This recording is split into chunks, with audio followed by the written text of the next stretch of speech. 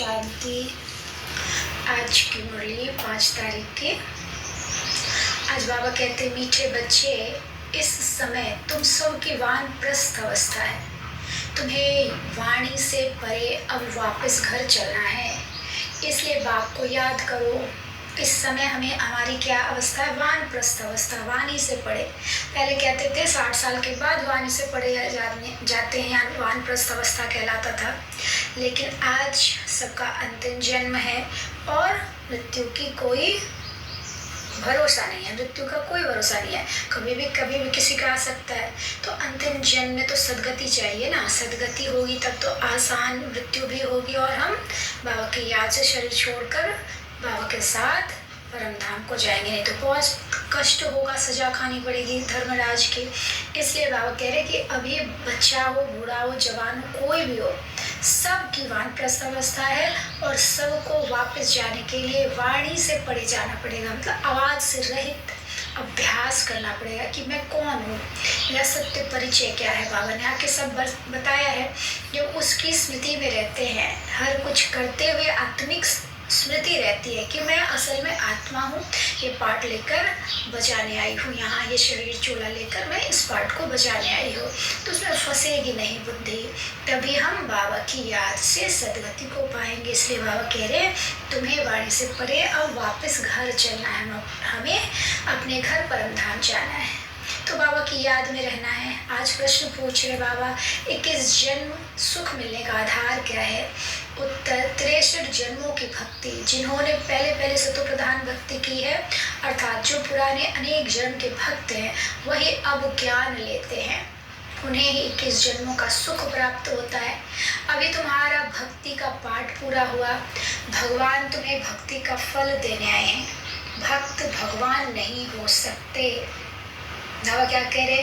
भक्ति का फल देने भगवान आए हैं। भक्ति हमने कब से की? 63 जन्मों से, द्वापर से। हम सतयुगी आत्माएं हैं, सतयुग के पहले जन्म से आने वाली आत्मा, सतो प्रधान आत्मा। तो हमने 8 जन्म सतयुग में, 12 जन्म त्रेता में लिया। द्वापर से आए तो हम थोड़ा देहभान में आए, तब से हम दुख में थोड़ा आए। जैसे ही देहभान में आए तो हम मेरा तेरा में फंस जाते, तो दुख होने लगता है। फिर भगवान की याद में आए। भगवान को सबसे पहले अव्यभिचारी याद, यानी सिर्फ शिव बाबा की याद करते थे, भक्ति करते थे। फिर जैसे जैसे और धर्म आए, हम कन्वर्ट होते चले गए, तो बुद्धि इधर उधर भटकने के चलते सबको हमने पूजना शुरू किया। जिससे जो मिलने लगा तो हम उसको देवता समझ के उसकी पूजा करने लगे। तो इसलिए हमने बहुत भक्ति की। द्वापर से 63 जन्म। सतयुग त्रेता में तो भक्ति करने की जरूरत नहीं, क्योंकि वो तो संपूर्ण सुख का समय है। द्वापर से आए तो हम 63 जन्म से भक्ति करें। और जो आत्मा द्वापर से आएंगी वो हमारे इतना भक्ति नहीं कर सकती।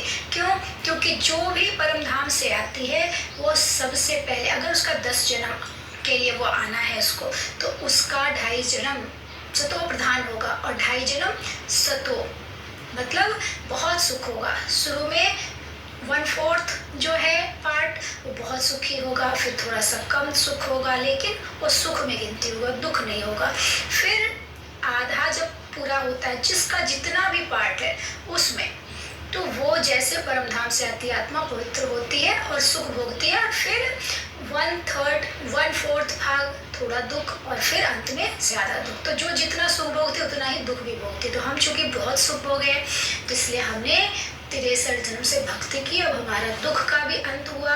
बाबा आकर हमें सदगति दे रहा है। तो इसलिए बाबा कहते सदगति कैसे मिलेगी?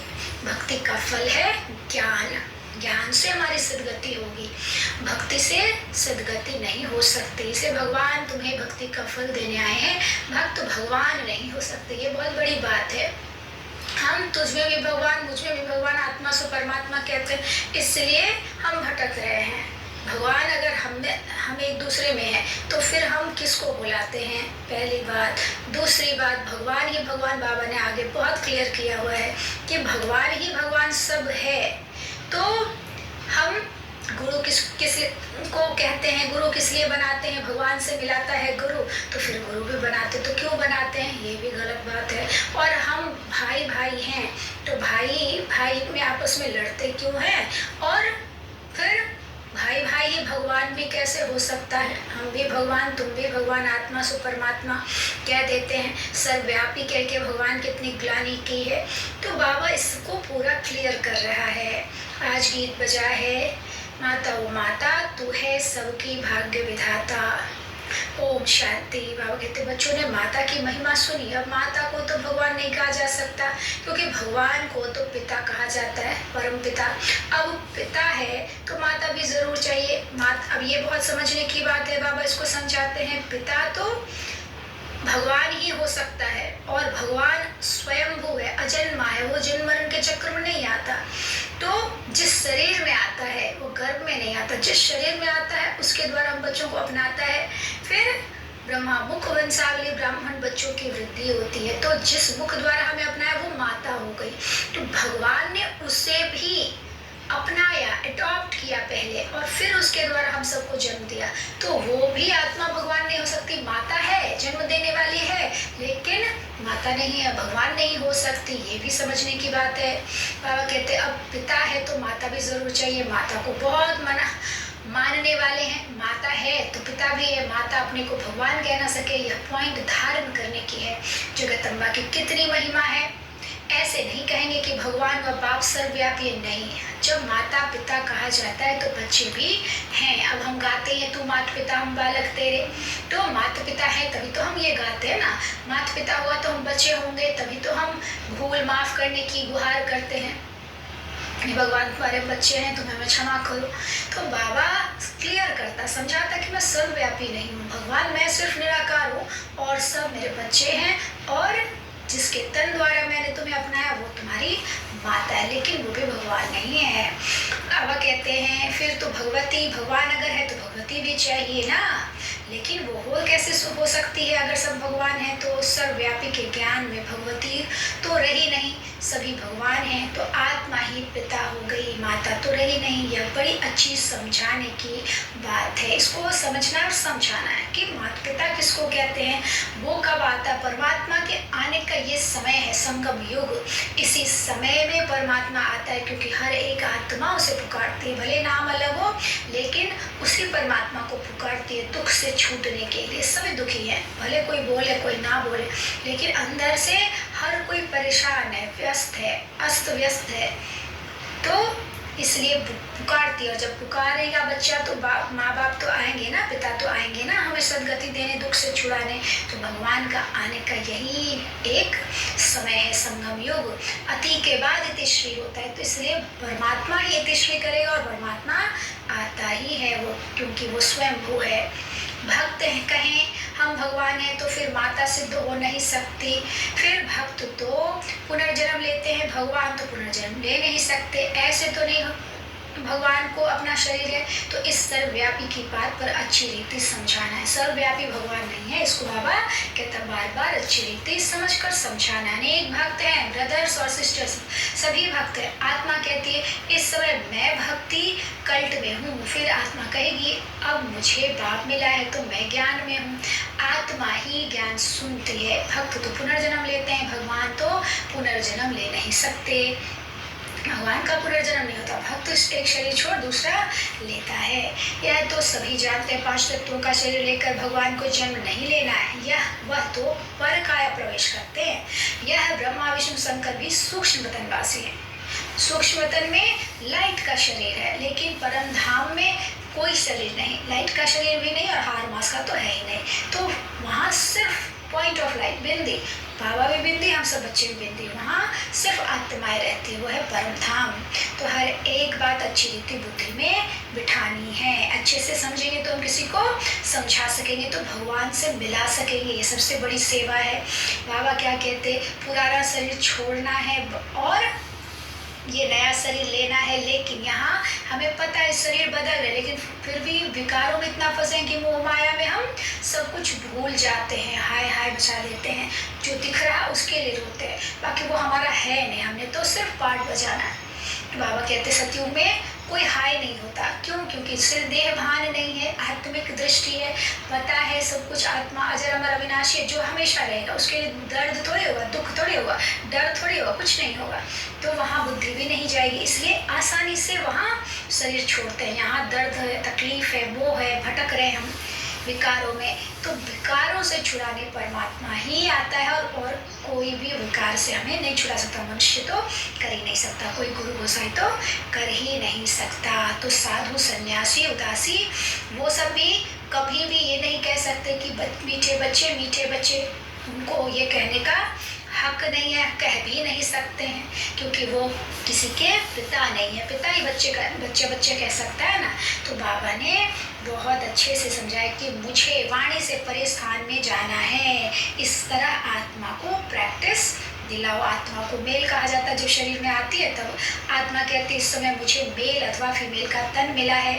तो आत्मा अब वानप्रस्थ अवस्था में जाने का पुरुषार्थ करता है। आत्मा मेल है, परमात्मा तो मेल और फीमेल के चक्कर में नहीं आता। हम भी शरीर भान में जब आते हैं, शरीर में आते हैं, तब मेल फीमेल होता है। बाकी आत्मा तो पुरुष है। इसलिए आत्मा को बाप के वर्षे का हक है। हर आत्मा को, चाहे फीमेल के शरीर में हो चाहे मेल के शरीर में हो, लेकिन वो पाठ बजाने के लिए आई है। बाकी आत्मा तो मेल है। तो इस तरह बाबा ने आज की मुरली को बहुत गुह्यता से समझाया है। बाबा कहते कभी भी सर्वव्यापी कहकर बेअंत कह दिया भगवान को, लेकिन भगवान बेअंत नहीं है। हाँ, भगवान मनुष्य सृष्टि का बीज रूप है और वो जब आता ब्रह्मा द्वारा हमको अपनाकर झाड़ की उत्पत्ति करता है। उस बीज द्वारा झाड़ उत्पन्न होता है और सत्युग त्रेता के बाद द्वापर से और धर्म आते हैं तो क्या होता है, वृद्धि को पाता है, झाड़ वृद्धि को पाता है। जैसे कि कोई बीज बोया और उससे कोई पेड़ निकला तो कितने पत्ते होते हैं, टालियाँ होती हैं। तो वैसे ही बाबा आकर आदि सनातन देवी देवता धर्म की स्थापना करते हैं और स्थापना के बाद ये धर्म 2500 वर्ष तक चलता है, अकेले पूरे विश्व में राज्य करता है। फिर और धर्म द्वापर से आने लगते हैं। तो इस बात को क्लियर करके जितना समझकर समझाएंगे तो क्या होगा, भगवान सबको मिलेगा। हर आत्मा जो ढूंढ रही, भटक रही, वो भटकना सबका छूट जाएगा।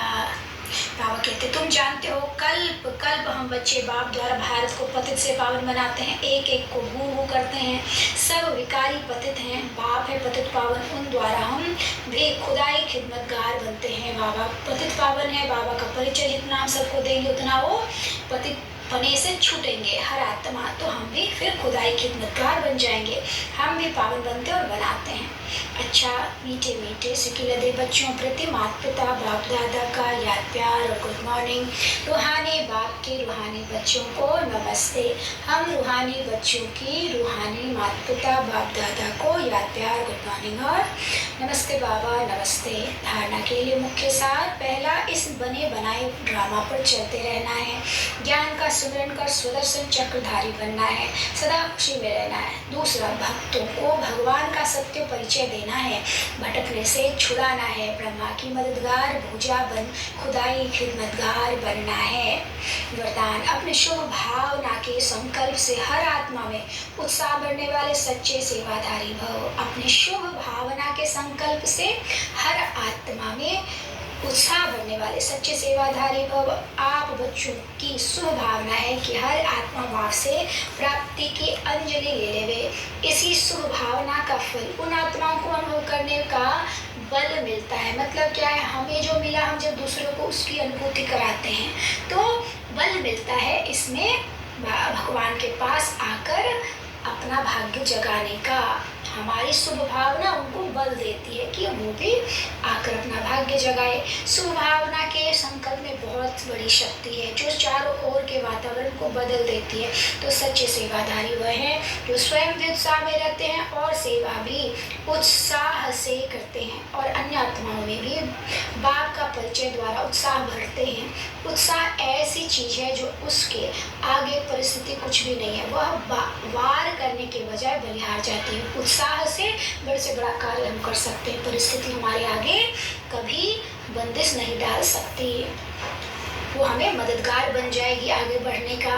स्लोगन, बाप दादा से अटूट प्यार हो तो ईश्वरीय मर्यादाओं पर चलना सहज अनुभव होता है। बाप से और दादा से अगर अटूट प्यार होगा तो मर्यादाओं पे चलना संभव हो जाएगा, आसान हो जाएगा। जैसे माँ बच्चे के लिए रात रात भर जगती भी है, पति के लिए बहुत चीज़ों का त्याग भी करते, तो वैसे ही बाप दादा को समझ में आएगा कि ये भगवान मिला है मुझे, जिसके लिए दुनिया भटक रही है वो मुझे घर बैठे मिला है। तो हम उसकी मर्यादाओं पर आसानी से चल पाएंगे, समझेंगे, निश्चय होगा। तो अच्छा, ओम शांति।